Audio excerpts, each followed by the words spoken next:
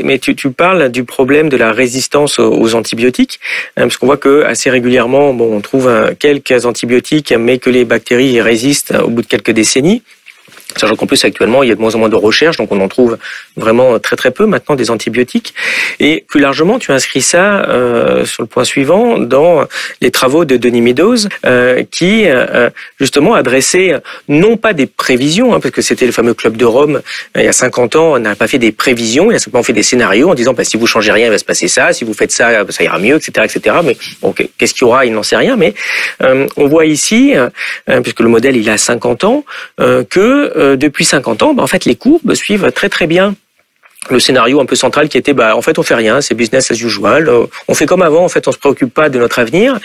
Il ne dit pas que le pire est certain, il dit non, ce livre est une mise en garde.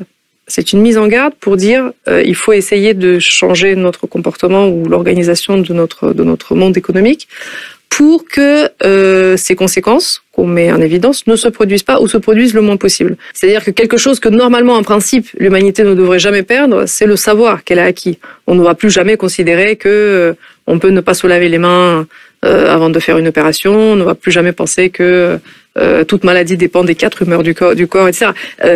Tout ça, normalement, l'humanité va le garder. En revanche, elle va être percutée par plusieurs crises qui, malheureusement, vont se télescoper du point de vue temporel. Cette crise de ressources, la crise climatique et celle dont tu viens de parler avec le graphique concernant l'efficacité de certains médicaments, qui est capitale, on l'a dit, dans la contention de la mortalité infantile, malheureusement et ironiquement, leur temporalité est à peu près la même.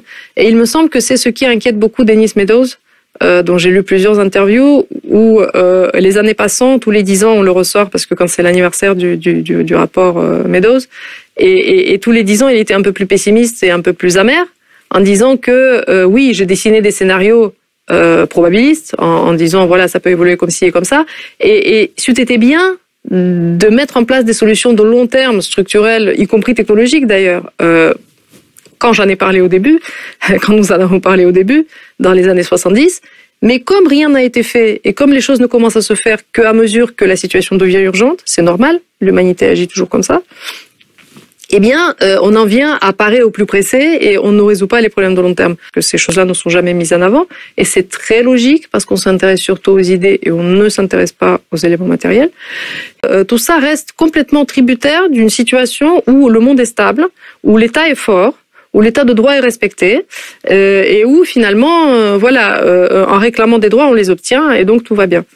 Le problème, c'est que si on se projette dans un monde qui devient plus pauvre, qui devient plus chaotique, parce qu'un monde plus pauvre, avec moins de ressources, avec plus de migration, avec plus de lutte pour les ressources, est un monde plus chaotique, et un monde plus violent, parce que le chaos, c'est aussi de la violence, eh bien, dans un monde plus pauvre, plus chaotique et plus violent, où l'accès à la santé est moins assuré, où les biens ne sont plus produits de la même façon, où peut-être il y a certains biens qui ne peuvent plus être produits, où les circuits économiques sont désorganisés, où les chaînes d'approvisionnement sont cassées, eh bien, dans ce monde-là, que deviennent les droits ?